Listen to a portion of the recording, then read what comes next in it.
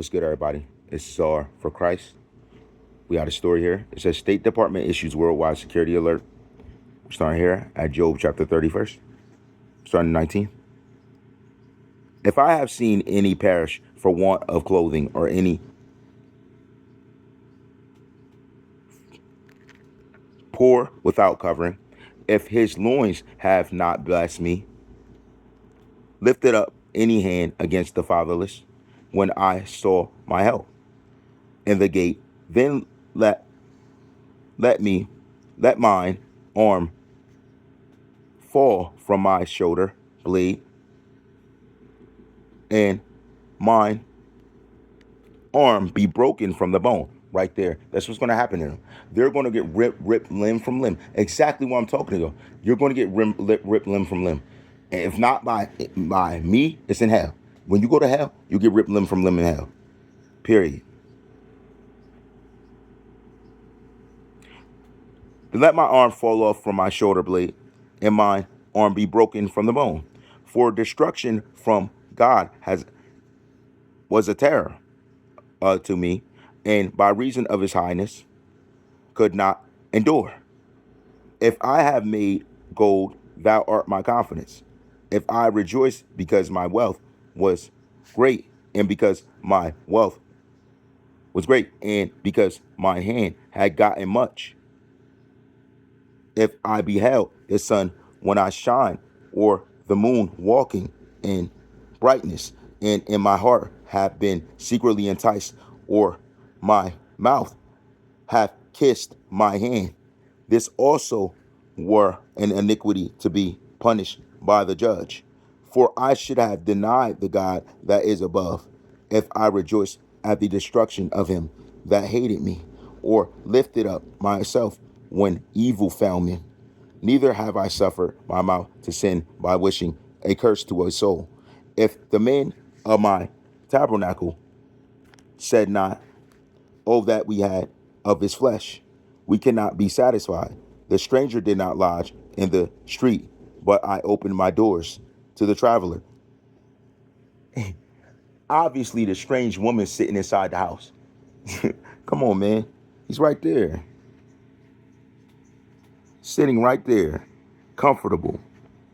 With his legs up. Like, I mean, never mind.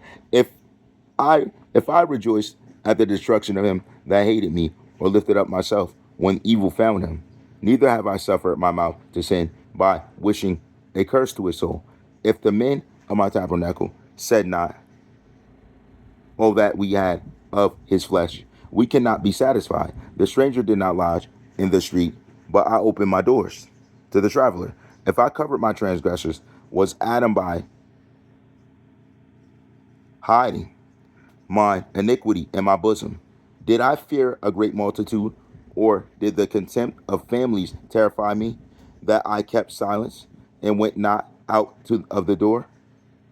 Oh, that one would hear me. Behold, my desire is that the Almighty would answer me, and that mine adversary had written a book. Surely I would take it upon my shoulder and bind it as a crown to me. I would declare unto him the number of my steps, as a prince would I go near unto them. If my land cry against me, or that the furrows like rise thereof complain, if I have eaten the fruits thereof to lose their life, let this grow instead of let thistles grow instead of wheat, and cockle instead of barley. The words of Job are ended right there. He's like, let it be. Like, these dudes, they do wickedness, like they're doing evil. He himself right here is saying, let their vineyard grow something else instead of fruit.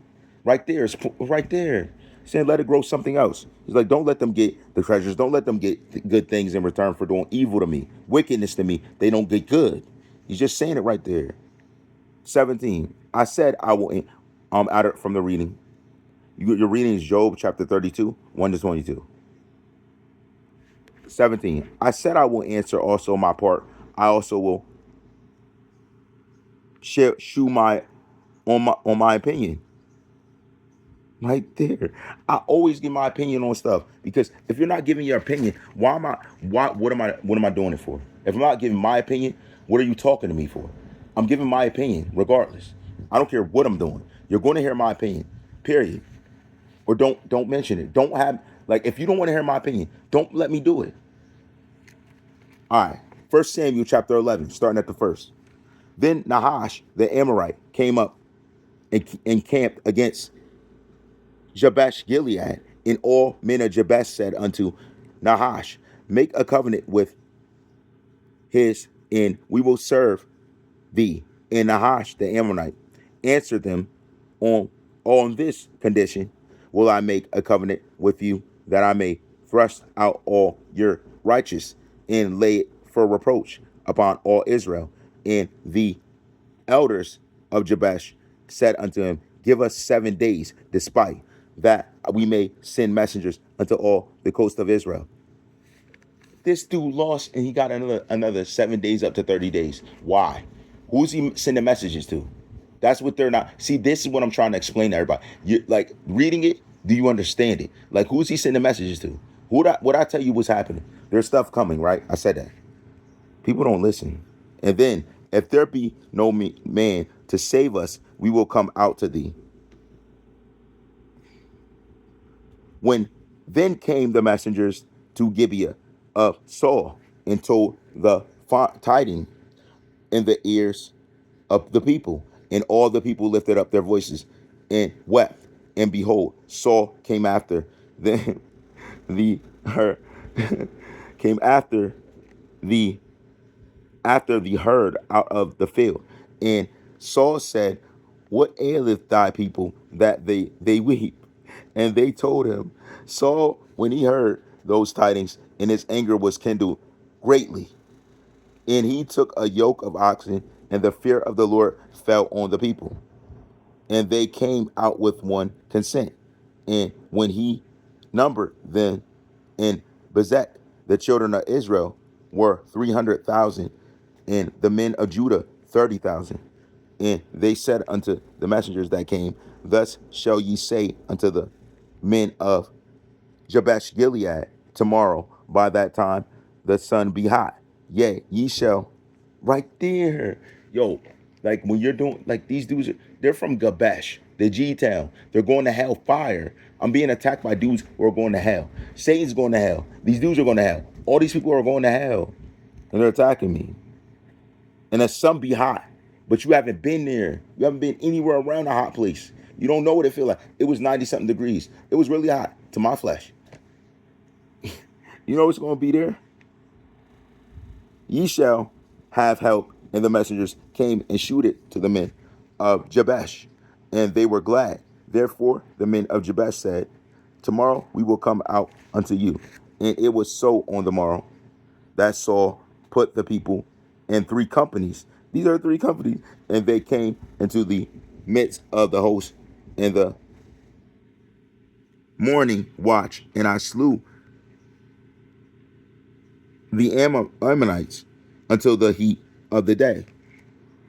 And it came to pass that they which remained were scattered, were so that of them were not left together.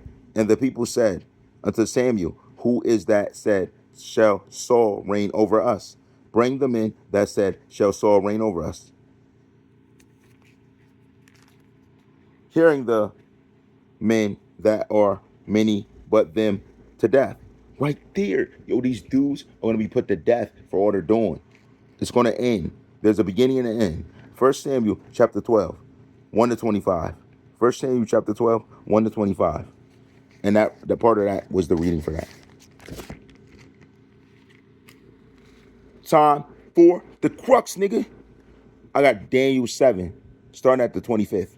And he shall speak great words against the Most High, and shall wear out the saints of the Most High, and think to charge times and laws, and they shall take away his dominion, to consume and to destroy at it unto the end. And the kingdom and dominion and the greatness of the kingdom under the whole heaven shall be given to the prophet of the saints of the Most High, whose kingdom is an everlasting kingdom, and all dominions shall serve and obey him. Hitherto is the end of the matter. As for me, Daniel, my countenance changed in me, but I kept the matter in my heart. Right there, yo. I keep things very comical. I'm very cool with different things. People do wickedness to me and they think I'm supposed to be cool about it. I'm not cool with that. You see? I'm cool headed, but I'm not cool with that. That makes sense? I'm not cool with that. That makes sense? People demand stuff to me. I'm not cool with that. I'm not. I'm not cool with that. Period. Then you wait. In the third year of the reign of King Belshazzar, like here's another thing too. Who gives orders to a king but a king? Like what orders are they giving? So the king give an order that someone lesser than can do stuff to him? How? How's that possible? If a king's a king, who's going to do it to? Because you're a king, I'm a king. So how are you telling lesser thans to do something to me?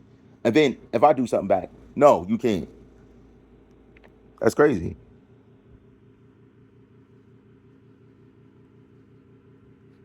That's right there.